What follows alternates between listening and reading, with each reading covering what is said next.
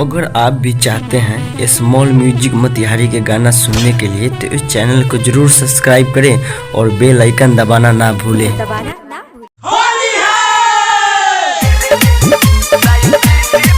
Music by Vikesh भोजपुरिया।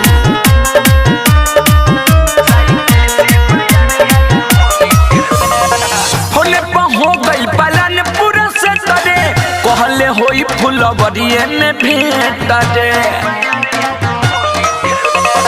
होले हो गई पलन पूरा से तरे कहले होई फुलवरिए में भेंट रे रंग खेले ला भेज दुगो चोली देले लेट कोके गईनी बात दुगो बोली देले साइकिल से बाजार आइल होली खेले लेट कोके गईनी बात दुगो बोली देले साइकिल से बाजार आइल होली खेले।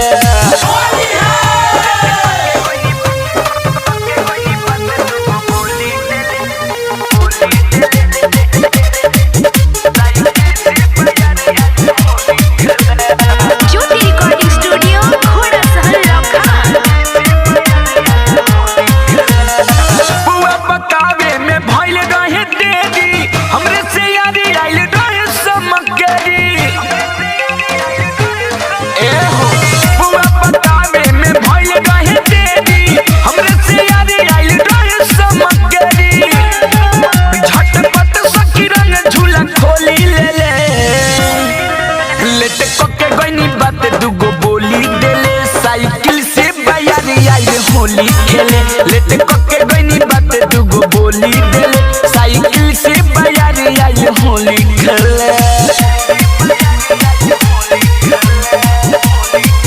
म्यूजिक बाय विकेश भोजपुरिया।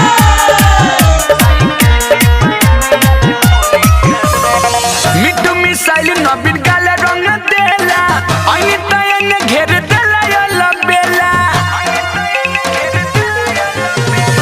मिठू मिसाइल नबीन काला रंग देला आई तयन घेर देला या बेला हल्ला भाई बोना पहले ओने टोली गेले लेट कोके गईनी बात दुगो बोली देले साइकिल से बाजार आइल होली खेले लेट कोके गईनी बात दुगो बोली देले साइकिल से बाजार आइल होली खेले होले हो गई पलन पूरा से तरे कहले होई फुलवरिए में भेंट रे रंग खेले ला भेज दुगो चोली देले लेट कोके गईनी बात दुगो बोली देले साइकिल से बाजार आइल होली खेले लेट कोके गईनी बात दुगो बोली देले साइकिल से बाजार आइल होली खेले।